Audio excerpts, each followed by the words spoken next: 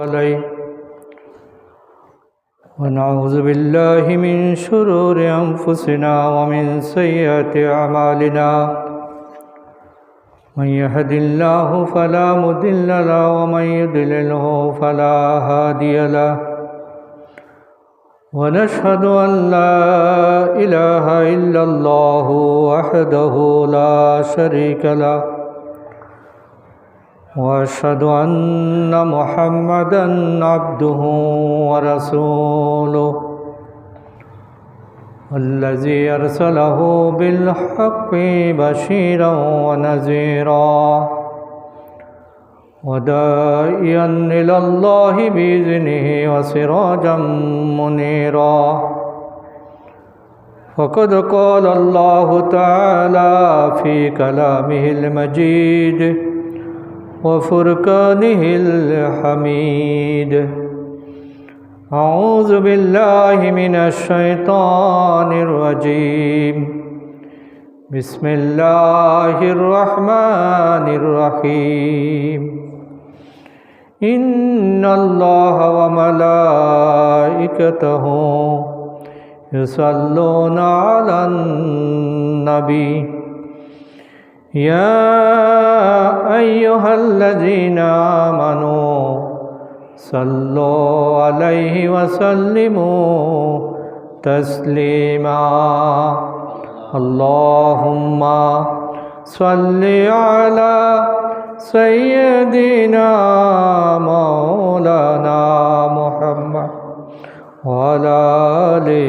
سيدنا مولانا محمد بلغ العلا بكماله كشف الدجى بجماله حسنت جميع خصاله صلوا عليه وآله اللهم صل على محمد وعلى آل محمد كما صليت على إبراهيم وعلى آل إبراهيم إنك حميد مجيد اللهم بارك على محمد وعلى آل محمد كما باركت على إبراهيم وعلى آل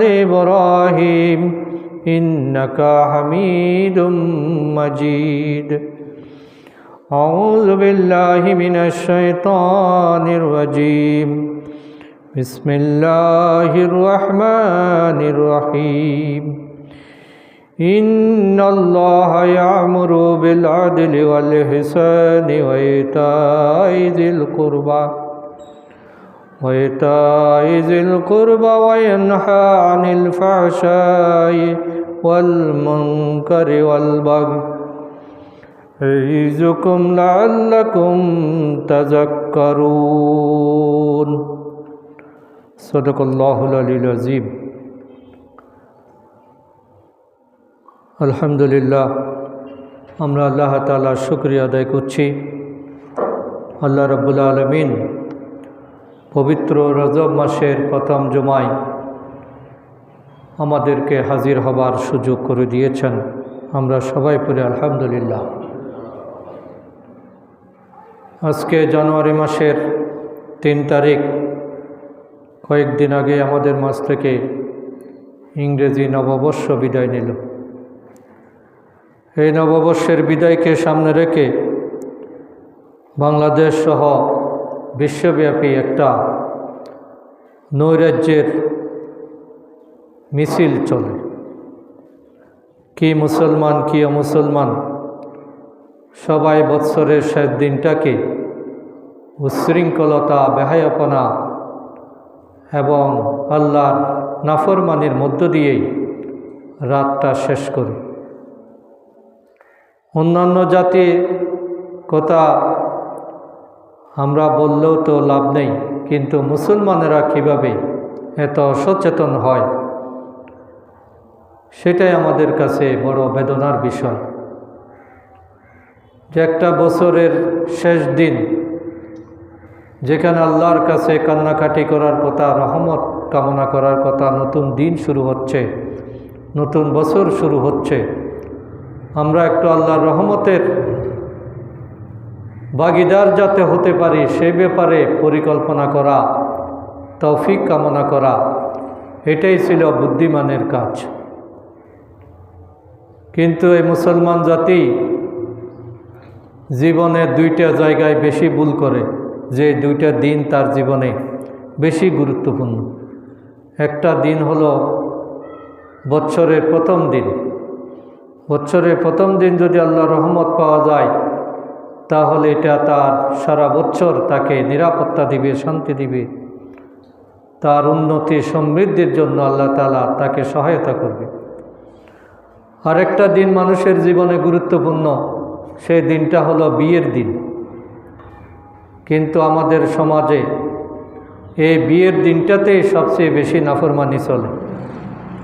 অধিকাংশ পাত্র পাত্রী বিয়ের দিন নামাজ আদায় করে না, অথচ এই দিনটাই আল্লাহর কাছে সবচেয়ে বেশি তৌফিক কামনা করার কথা, যে নবযাত্রার যাতে সুখময় হয়। বিয়ের আগের দিন থেকে নাফরমানি শুরু হয়, বিয়ে শেষ না হওয়া পর্যন্ত আল্লাহর সেই নাফরমানি চলতে থাকে। নারী পুরুষের অবাধ মেলামেশা এবং নামাজ কাজা করার একটা প্রতিযোগিতা সেদিন চলে, যার কারণে আমরা দেখি অধিকাংশ বিয়ে সুখকর হয় না। লক্ষ টাকা খরচ করা হয়, কিন্তু দেখা যায় যে কিছুদিন পরেই ডিভোর্স হয়ে গিয়েছে। এটার কারণ হলো আল্লাহ তাআলার নাফরমানি দিয়েই সুস্পষ্ট কবিরা গুনাহ এবং পর্দা লঙ্ঘন দিয়েই তার জীবনটা শুরু। একটা মেয়ে বিয়ে হয়ে যাওয়ার পরে, আরেকজনের সাথে আগ্রহ হওয়ার পরে কিভাবে স্টেজে উঠে,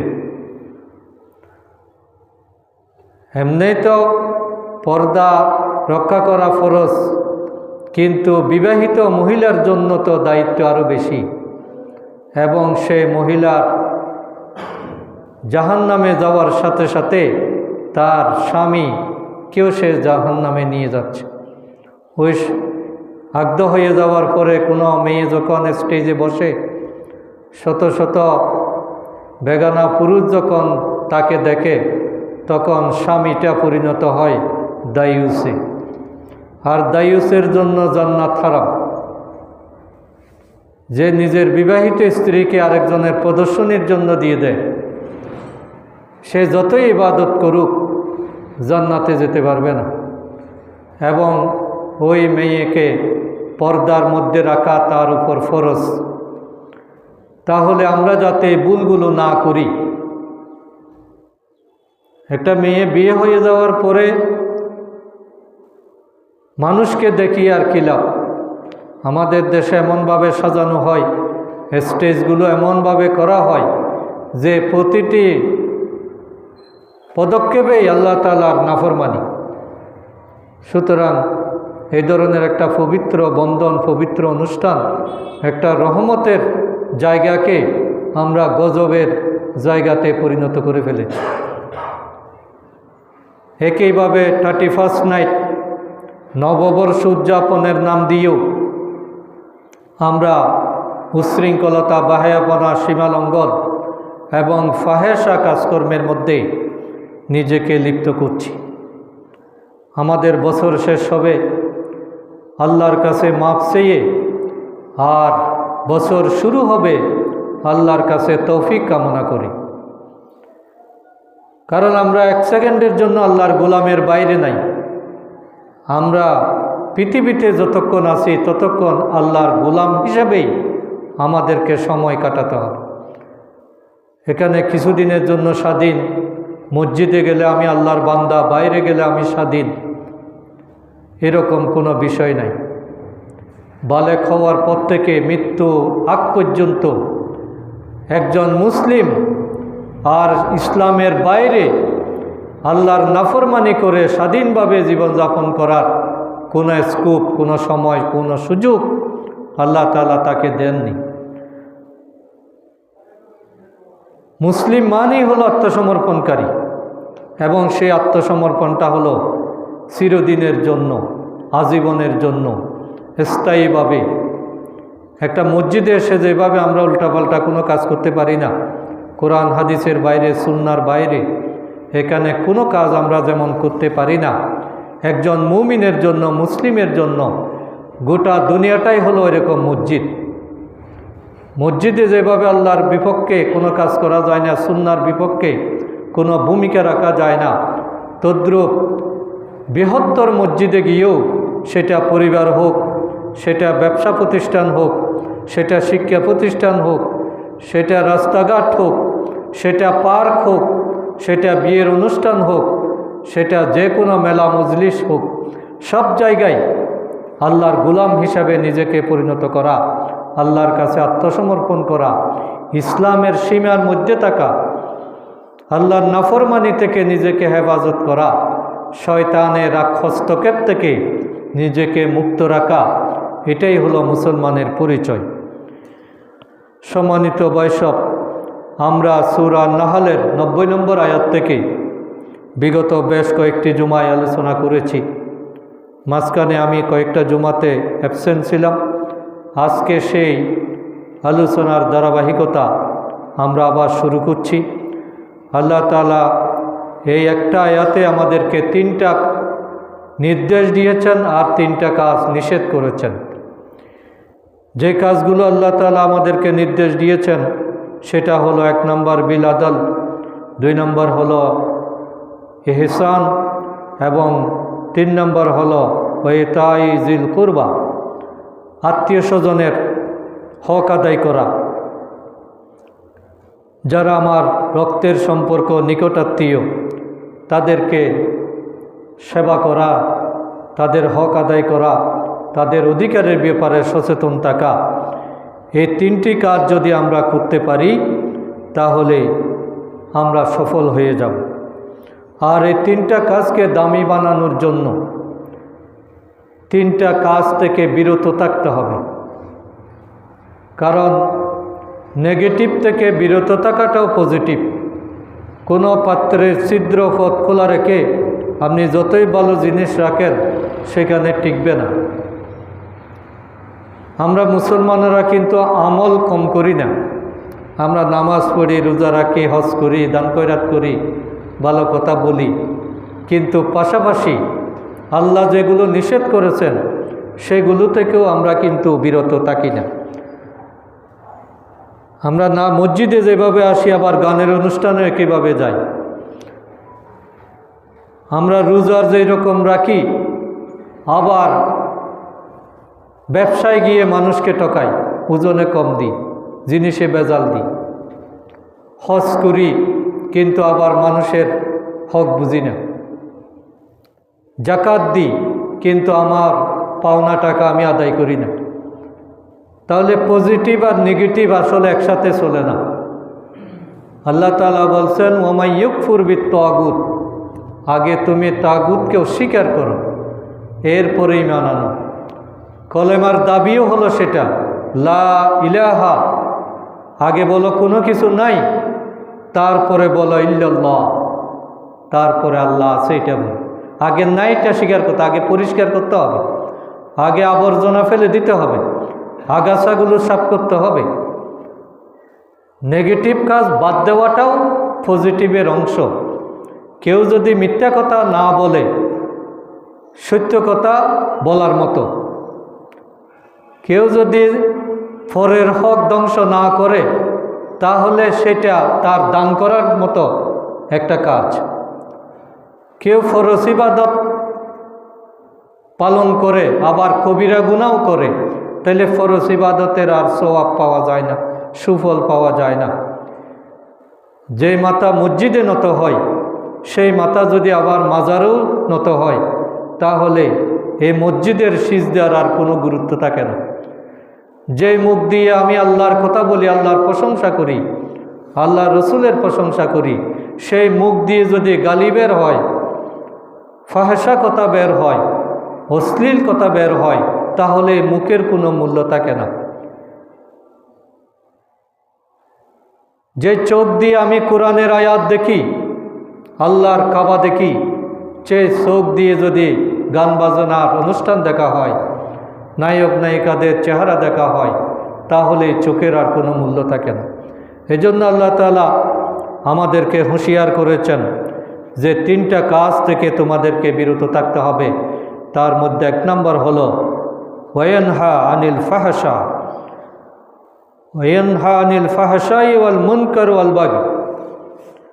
অপকর্ম, অশ্লীলতা এবং অবাধ্যতা 3টা আসলে একটি অপরটির পরিপূরক। যেটা অশ্লীলতা সেটাই অপকর্ম, আর যেটা অপকর্ম সেটাই অবাধ্যতা। সমস্ত অপরাধের সূচনা কিন্তু লজ্জাহীনতা থেকে শুরু হয়। মানুষের অন্তরে যখন লজ্জার অনুভূতি চলে যায়, মানুষ যখন বেশরম হয়ে যায়, তখন তার পক্ষে সকল ধরনের অপকর্ম করা সহজ হয়ে যায়। এজন্য শয়তানের প্রধান অস্ত্র হলো মানুষকে লজ্জার অনুভূতিটা নষ্ট করে দেওয়া, ফাহেশা কাজের মধ্যে লিপ্ত রাখা। বিশেষ করে উলঙ্গ করতে পারলে শয়তান সফল। পর্দা রক্ষা করা, কাপড় পরা, এটা হলো বেহেশতবাসীর লক্ষণ। হযরত আদম আলাইহিস সালামকে আল্লাহ তাআলা বেহেশতে থাকতে দিলেন, হাওয়া আলাইহিস সালামকে বেহেশতে থাকতে দিলেন। তাদের সবার লজ্জাস্থান ঢাকা ছিল। তাদের জন্য পোশাক দিয়েছেন আল্লাহ, এবং একমাত্র মানুষের জন্যই পোশাক আল্লাহ তাআলা ব্যবস্থা করেছেন। অন্য কোনো প্রাণীর জন্য পোশাক করা লাগে না। একটা গরু প্রাকৃতিকভাবে পোশাক আল্লাহ দিয়ে দিয়েছেন, একটা পাখি প্রাকৃতিকভাবে দিয়ে দিয়েছেন। শুধুমাত্র মানুষ ছাড়া অন্য কোনো প্রাণীর পোশাক লাগে না। কিন্তু আল্লাহ তাআলা মানুষকে জন্মের পরপরেই পোশাক পরার ব্যবস্থা করে দিয়েছেন। এবং শয়তানের সবচেয়ে বড় অস্ত্র ছিল আদমকে পোশাক খুলে ফেলা। আদম আলাইহিস সালাম যেদিন আল্লাহর হুকুম অমান্য করলেন, সেদিনেই আল্লাহ তাআলা তার পোশাকটাকে খুলে ফেললেন। তাহলে লজ্জাহীনতা, পোশাক খুলে যাওয়া, এটা আল্লাহর নাফরমানির নিদর্শন। আল্লাহ যখন কাউকে ভালোবাসেন তখন তিনি তাকে লজ্জাশীলতার মধ্যে রাখেন, আর আল্লাহ যখন কাউকে অপছন্দ করেন তখন সে উলঙ্গ হয়ে যায়। এই জন্য উলঙ্গপনা, বেহায়াপনা, এগুলো হলো আল্লাহ তাআলার নাফরমানির নিদর্শন। এবং সেই নাফরমানি থেকে বেঁচে থাকার জন্যেই আল্লাহ তাআলা আমাদেরকে বারবার হুঁশিয়ার করেছেন। কারণ শয়তানের প্রধান অস্ত্র হলো সে আমাদের থেকে লজ্জার অনুভূতিটা নষ্ট করতে চায়। কোনো মানুষের মধ্যে যখন লজ্জা চলে যায়, তখন তার মানবিক আর কোনো গুণাবলী তার মধ্যে আর কাজ করে না। এজন্য আল্লাহ তাআলা সরাসরি নিষেধ করেছেন যে তোমরা যাতে এই লজ্জাহীনতায় রোগে তোমরা আক্রান্ত না হও। এবং এই ফাহেশা, এটাকে অত্যন্ত ঘৃণা করা হয়েছে। এটা শয়তানের একটা অস্ত্র বলা হয়েছে। এবং শয়তান চায় যে মানুষেরা এই অশ্লীলতার মধ্যে নিমজ্জিত হয়ে যাক। শয়তানের কাজ হলো অশ্লীলতার দিকে মানুষকে ধাবিত করা এবং সেটার দিকে উৎসাহিত করা। কারণ এই একটা কাজ যদি করতে পারে তাহলে সে সাকসেস হয়ে যায় এবং তার অন্যান্য অপকর্মগুলো করা তার জন্য সহজ হয়ে যায়। শয়তানের এই অস্ত্রগুলো সে আমাদের চোখকে খারাপ কাজে ব্যয় করার চেষ্টা করে, আমাদের হাতকে খারাপ কাজে লাগায়, আমাদের জিহ্বাকে খারাপ কথা বলতে উৎসাহিত করে। কিন্তু কিয়ামতের দিন এগুলোই আমাদের বিপক্ষে সাক্ষী দিবে। আল্লাহ তাআলা বলছেন ইয়াউমা তাশহাদু আলাইহিম, সেদিন, ইয়াউমা তাশহাদু আলাইহিম, সেদিন বলতে কিয়ামতের দিন, যেদিন মানুষের কথা বলার শক্তি আল্লাহ তাআলা বন্ধ করে দিবেন। সেদিন আল্লাহ তাআলা বলছেন ইয়াউমা তাশহাদু আলাইহিম আলসিনাতুহুম, তাদের জিহ্বা, ওয়াইদিহিম, তাদের হাতগুলো, ওয়ারজুলুহুম, তাদের পাগুলো, বিমা কানু ইয়ামালুন, তারা সব বলে দেবে। তাদের জিহ্বা, তাদের হাত, তাদের পা আল্লাহর কাছে বলে দেবে যে কার দ্বারা কি অপকর্ম হয়েছে। মানুষ সেদিন অসহায়ের মতো তাকিয়ে দেখবে, যে হাতের যত্ন সে এত নিয়েছে, সে হাত আর তার বিরুদ্ধে চলে গেছে।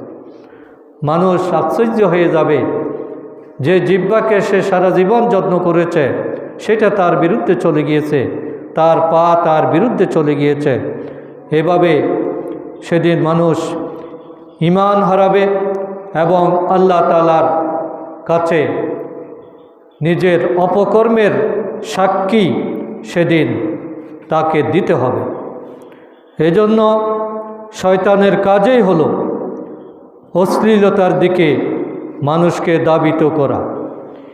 ইন্নামা ইয়ামুরুকুম বিস-সাওই ওয়াল ফাহশা, নিশ্চয় সে তোমাদেরকে আদেশ করে, শয়তান আদেশ করে আমাদেরকে মন্দ কাজ এবং অশ্লীল কাজের দিকে। ওয়ান তাকুলু আলাল্লাহি মা লা তা'লামুন, এবং আল্লাহর ব্যাপারে এমন কিছু কথা আমাদেরকে শিখিয়ে দেয় যা আমরা জানি না। আমরা কি বলছি সেটা আমরাও বুঝি না। আমি কী জন্য নাচানাচি করছি, কী জন্য অশ্লীল হচ্ছি, কী জন্য ফাহেসা কাজ লিপ্ত হচ্ছি, এটা অনেক সময় নিজেরাও আমরা বুঝতে পারি না। এভাবে শয়তান আমাদেরকে অশ্লীলতার দিকে ধাবিত করে এবং শয়তানের এই কারসাজি হলো যে সে আমাদেরকে বলে ইয়া আইয়ুহাল্লাযীনা আমানু, আল্লাহ তাআলা আমাদেরকে ঘোষণা করছেন, হে ঈমানদারগণ, লা তাত্তাবিউ খুতুওয়াতিশ শায়তান, তোমরা শয়তানকে অনুসরণ করো না। শয়তান যেটা বলে তোমরা সেই দিকে যাইও না। ওয়া মান ইয়াত্তাবিউ খুতুওয়াতিশ শায়তান, কেউ যদি শয়তানকে মেনে চলে, ফাইন্নাহু ইয়ামুরু বিল ফাহশাই ওয়াল মুনকার, তাইলে সে ফাহেসা, মুনকার, অপরাধ, অপকর্মের মধ্যে, অশ্লীলতার মধ্যে সে পড়ে যাবে। অশ্লীলতা, অপকর্ম কাজে লিপ্ত হওয়া মানেই হলো শয়তানকে সে ইমাম বানিয়ে নিয়েছে, সে শয়তানের খপ্পরে পড়ে গিয়েছে। ওয়ালাউলা ফাদলুল্লাহি আলাইকুম ওয়া রাহমাতুহু, আল্লাহ যদি তোমাদেরকে রহম না করতেন, তোমাদের উপর যদি আল্লাহর অনুগ্রহ না থাকতো, মা যাকা মিনকুম, তোমরা সেখান থেকে কখনো বেঁচে থাকতে পারতে না, পবিত্র হতে পারতে না। মিন আহাদিন আবাদা, কখনো কেউ বেঁচে থাকতে পারতো না। তাইলে আমি যদি অশ্লীলতা থেকে বেঁচে যাই, ফাহেসা কাজ থেকে বেঁচে যাই, বুঝতে হবে আল্লাহ তাআলা আমাকে রহম করেছেন।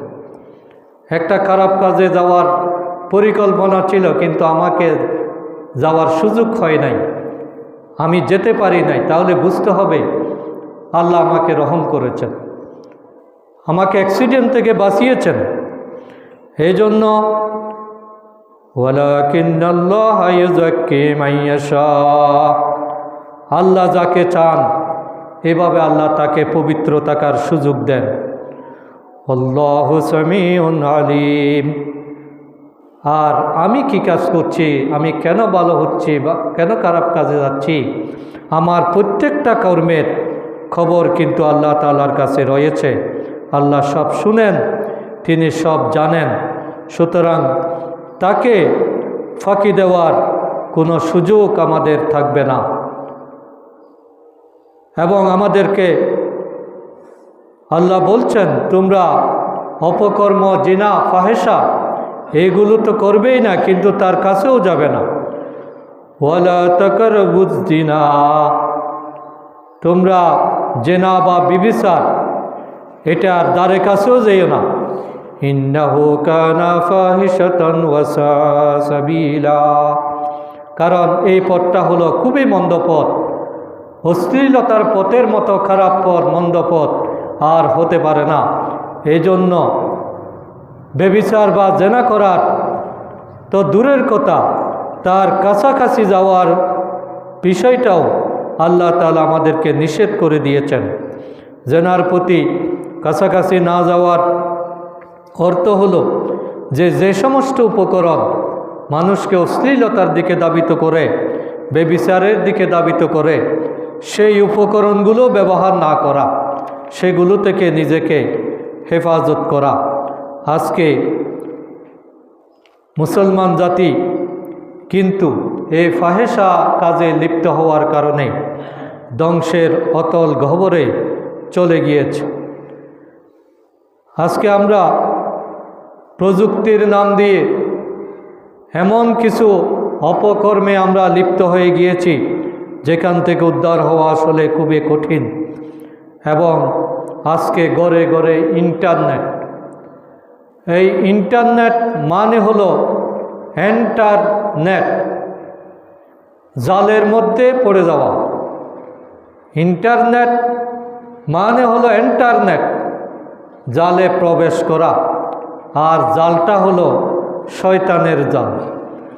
এই জালে যে একবার আটকে যায় তার সোজা বাসস্থান হলো জাহান্নাম। এই জালে যে ঢুকে ওখান থেকে আর বের হতে পারে না।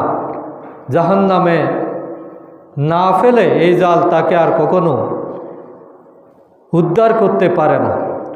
এই জন্য ইন্টারনেটের এই অপব্যবহার আজকে ফাহেসা কাজের অন্যতম উৎস হিসাবে পরিণত হয়ে গিয়েছে। মানুষ ফাহেসাতে লিপ্ত হয় যখন নেশাদ্রব্য পান করে। মানুষ যখন নেশাগ্রস্ত হয়, মদ, গাঁজা, আফিম এবং আধুনিক যে নেশা ইয়াবা, এই ইয়াবার যে ভয়াবহতা, এটা আজকে যুব সমাজ এবং পুরো দেশবাসীকে ভয়াবহ অনিশ্চয়তার দিকে, অশ্লীলতার দিকে নিয়ে গিয়েছে। এটা আজকে পান সিগারেটের মতোই সব জায়গায় বিক্রি হচ্ছে, যার কারণে আমরা যত ব্যবস্থাপনায় গ্রহণ করি না কেন, আমাদের যুব সমাজকে রক্ষা করা এটা অনেক কঠিন হয়ে গিয়েছে। আজকে গান বাজনা এটা সহজ হয়ে গিয়েছে।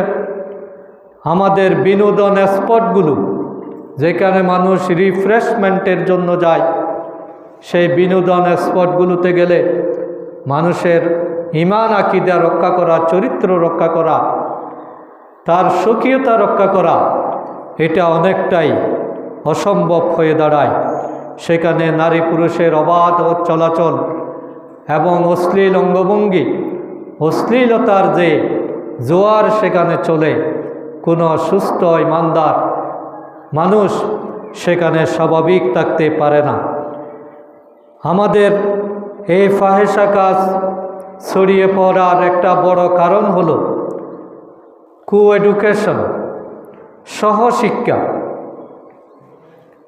ছাত্র এবং ছাত্রী একই প্রতিষ্ঠানে যখন লেখাপড়া করে, একই বেঞ্চে যখন বসে, একই সাথে যখন চলাফেরা করে, তখন শয়তান সেখানে সহজেই জায়গা করে নেয়। মেয়েরা লেখাপড়া করতে কোনো অসুবিধা নাই, কাজ করতে কোনো অসুবিধা নাই, শরীয়ত সেটা অনুমোদন দিয়েছে, কিন্তু সেটা হলো তাদের ক্ষেত্রে। মেয়েদের বিচরণ ক্ষেত্র হবে সম্পূর্ণ আলাদা।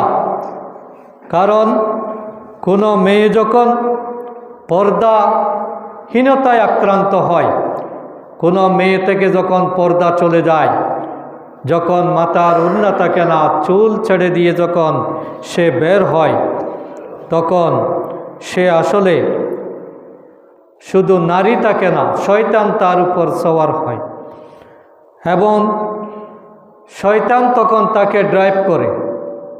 তখন সে নিজে নিজে চলে না, তার উপর চালকের আসনে বসে যায় শয়তান, এবং সে আর নিজেকে নিয়ন্ত্রণ করতে পারে না। এই জন্য নিজের স্বকীয়তা, ঈমান, সততা এটা রক্ষা করার জন্য পর্দা ব্যবস্থাটা মহিলাদের জন্য অপরিহার্য। মহিলারা যখন পর্দা থেকে বিচ্ছিন্ন হয়ে যায় তখন অশ্লীলতার পথগুলো সহজ হয়ে যায়, এবং এর কারণে যেটা হয় সেটা হলো মানুষ যখন পর্দাহীনতা রোগে আক্রান্ত হয়, মানুষের চোখে যখন পর্দা থাকে না, মানুষ যখন অশ্লীল কাজকর্ম করে, তখন তার মধ্যে বিভিন্ন ধর্মীয় এবং নৈতিক ক্ষতি চলে আসে।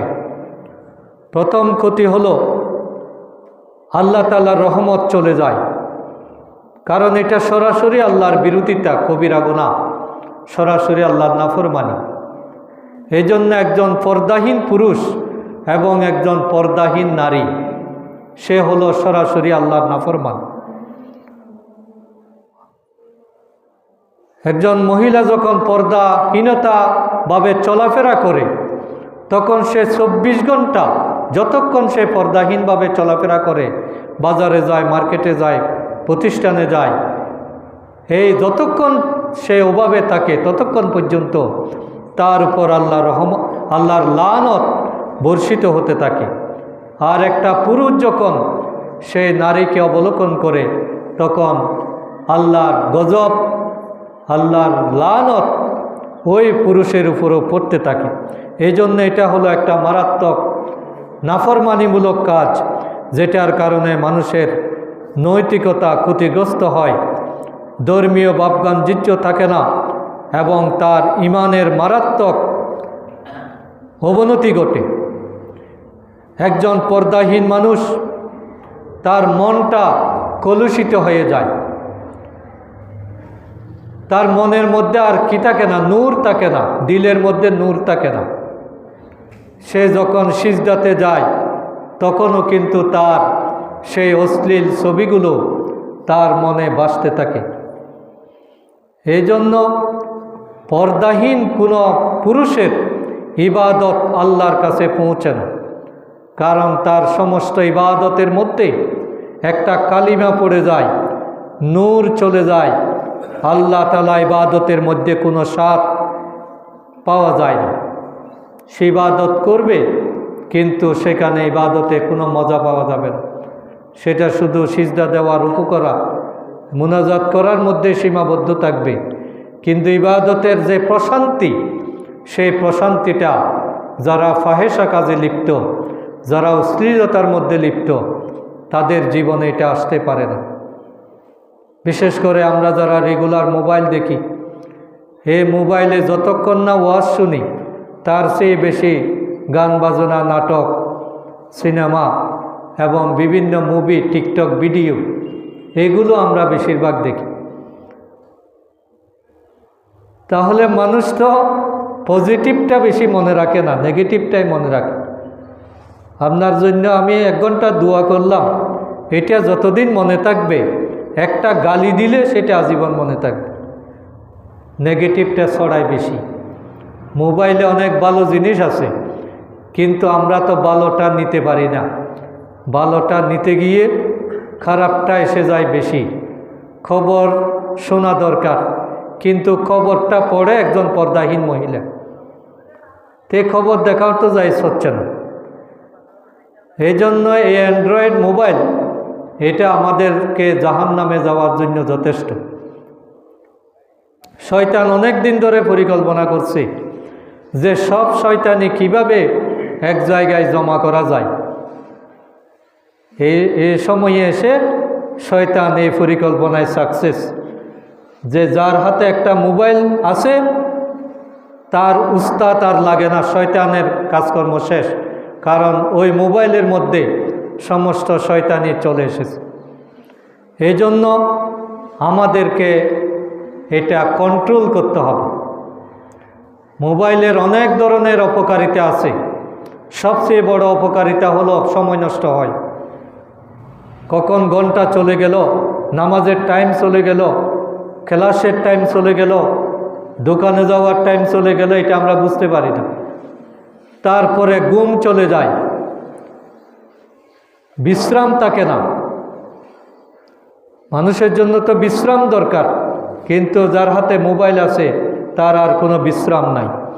তার মনটা কলুষিত হয়ে যায়, চেহারার নূর নষ্ট হয়ে যায়, লাবণ্যতা চলে যায়, এবং কোনো মানুষ ফাহেসা কাজে লিপ্ত হলে তার স্মৃতিশক্তি দুর্বল হয়, তার শারীরিক যেটা পাওয়ার, জীবনী শক্তি, উইল পাওয়ার এবং ভাইটাল ফোর্স, এটা কিন্তু দুর্বল হয়ে পড়ে। বাহ্যিকভাবে মনে হবে সে অনেক শক্তিশালী, কিন্তু আভ্যন্তরীণভাবে গুণে ধরা লাঠির মতো সে পড়ে যায়। এই জন্য মানুষ যখন ফাহেসা কাজে লিপ্ত হয় তখন কোনো কিছু মনে রাখতে পারে না। আল্লাহ তাআলা স্মৃতি শক্তিকে নষ্ট করে দেন এবং তার জীবনী শক্তি ক্ষয় হয়ে যায়। তার পারিবারিক জীবনটা হুমকির মুখোমুখি হয়। বাংলাদেশে যে পরিমাণ বিয়ে হয় সেই পরিমাণ কিন্তু আবার ডিভোর্সও হচ্ছে। এখন ডিভোর্সের পরিমাণ অনেক অনেক বেশি। সবগুলো তো পত্রপত্রিকা আসে না। বিয়েটা রেজিস্ট্রেশন হয়, কিন্তু ডিভোর্স তো রেজিস্ট্রেশন হয় না। যার কারণে তো এটার কারণ কি? এটার কারণ হলো অশ্লীলতার প্রসার।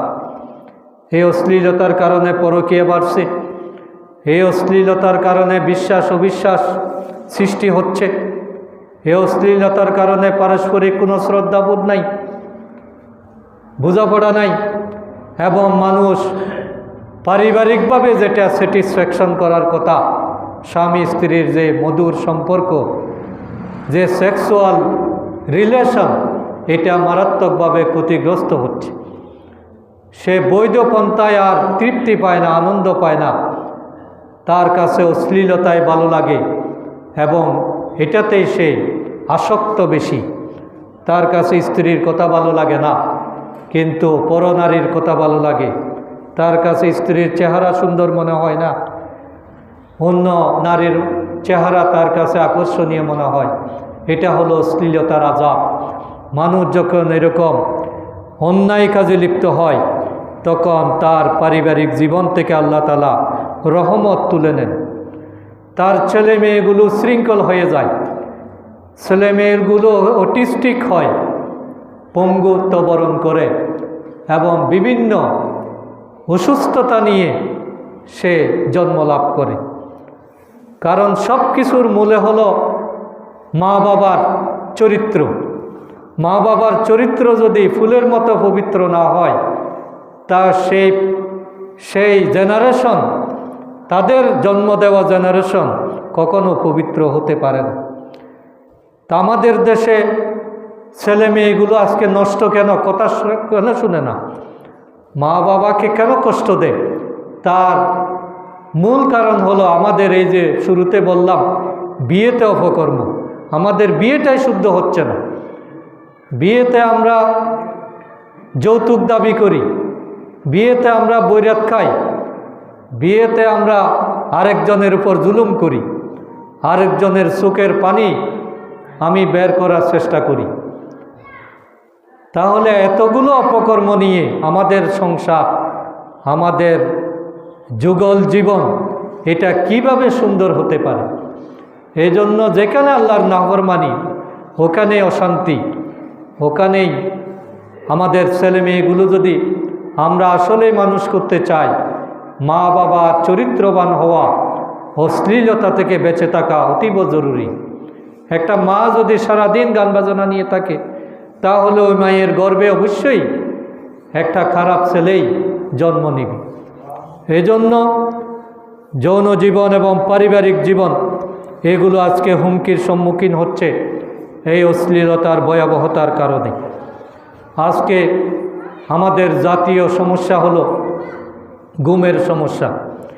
যে ঘুম আসে না, ঘুমের ট্যাবলেট খেয়েও আজকে মানুষ ঘুমাতে পারছে না।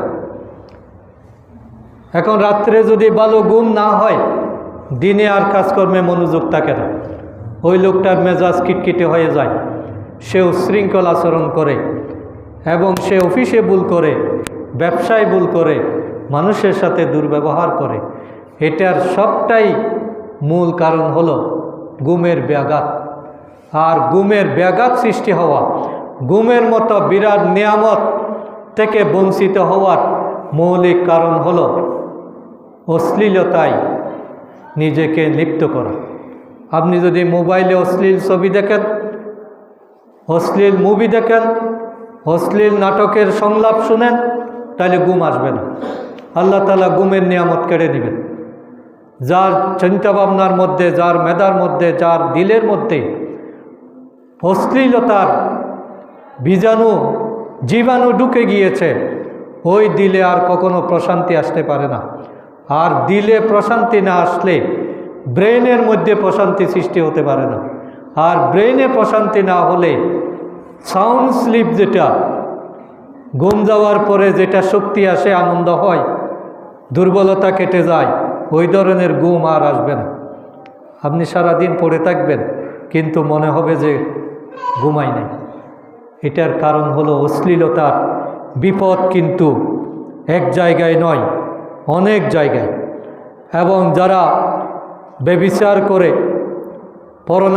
পরনারীর সাথে অবৈধ সম্পর্কে লিপ্ত হয়, পরকীয়াতে লিপ্ত হয়, এই পরকীয়া যে কত মারাত্মক একটা দেশের জন্য, সমাজের জন্য, জাতির জন্য, এটা যদি আমরা বুঝতাম তাহলে এ থেকে বেঁচে থাকার জন্য সবাই সচেতন হতো। পরকীয়াটা, ব্যভিচার করাটা হত্যার চেয়েও মারাত্মক। আপনি যখন একজন মানুষকে খুন করলেন, তখন একজন মানুষ মরে গেল, সমস্যাটা দুইজনের মধ্যে। কিন্তু ব্যভিচার যদি হয়, পরকীয়া যদি হয়, সেখানে অনেকগুলো বিষয় এফেক্টেড হয়। যেমন এক নাম্বার হলো, এই পরকীয়া যারা করে তারা ভ্রূণ হত্যা করে, কারণ অবৈধ সম্পর্কের কথা জেনে যাবে, তারা অ্যাবর্শনের দিকে ধাবিত হয়। তাহলে অ্যাবর্শন করা, ভ্রূণ হত্যা করা, এটা কবিরা গুনাহ। সে হয়তো সরাসরি খুন করলো না, কিন্তু যে মহিলাটা অ্যাবর্শন করলো, সে খুনের দায়ে অভিযুক্ত হলো, সে একটা খুনি।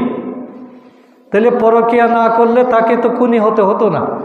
সুতরাং একটা অন্যায় অনেকগুলো অন্যায়ের পথ খুলে দেয়। পরকীয়ার কারণে কোনো সন্তান যদি দুনিয়াতে এসেও থাকে, তাহলে সেই সন্তান জীবনটাই বিষে ভরে যায়।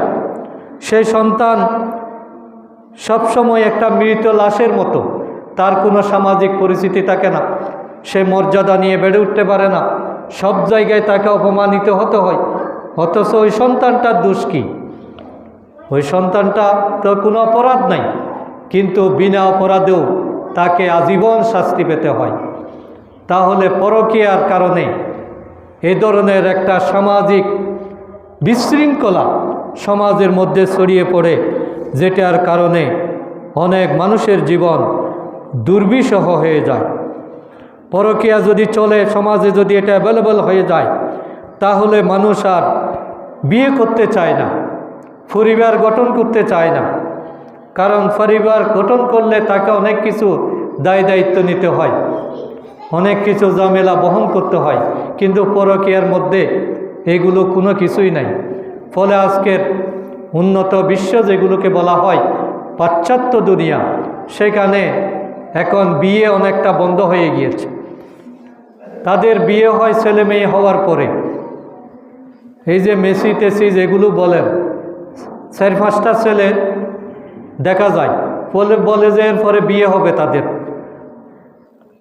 আজকে তাদের সমাজটা হয়ে গেছে এরকম, কার বাবা কোনটা, মা কোনটা, এটার কোনো অস্তিত্ব খুঁজে পাওয়া যায় না।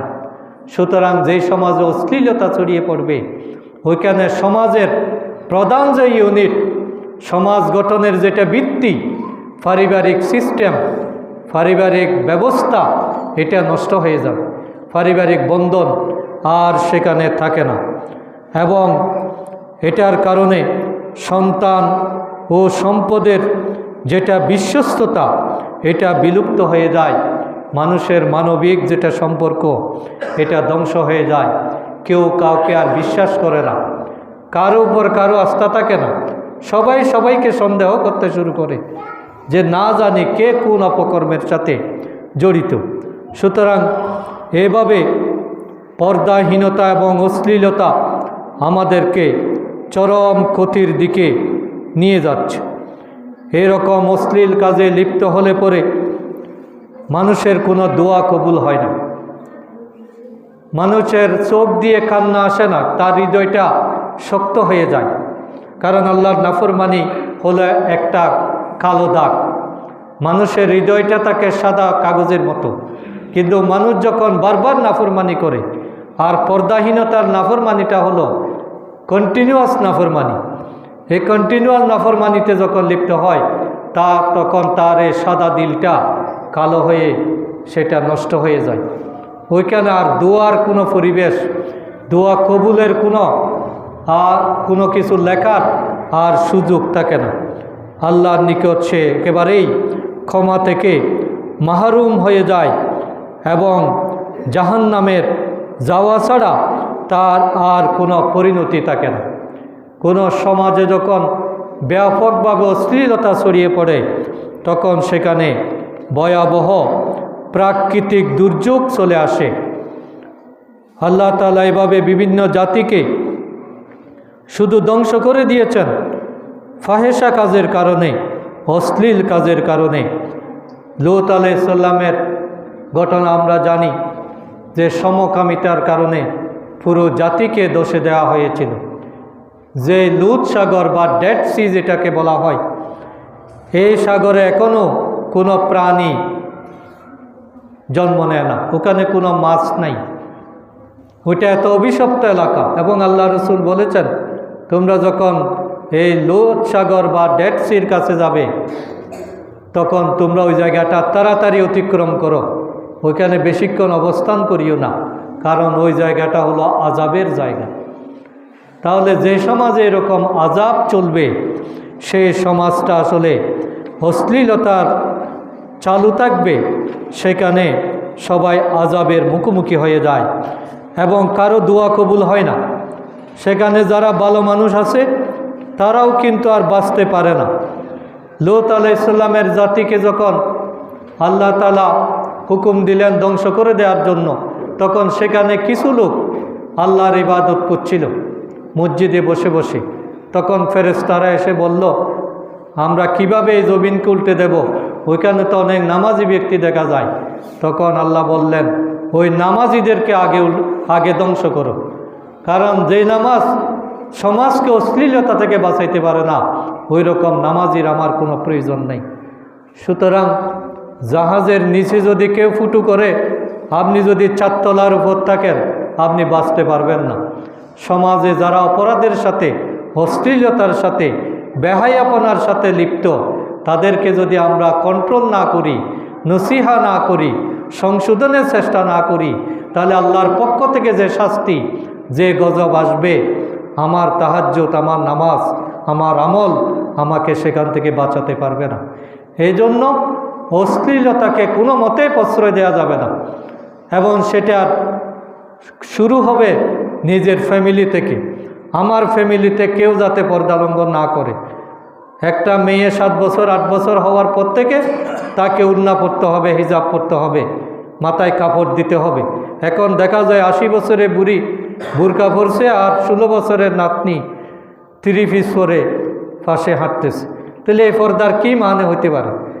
মায়ের জন্য পর্দা যেরকম ফরজ, তার মেয়ের জন্য একইভাবে ফরজ। সুতরাং আমরা একটু খেয়াল করার চেষ্টা করি।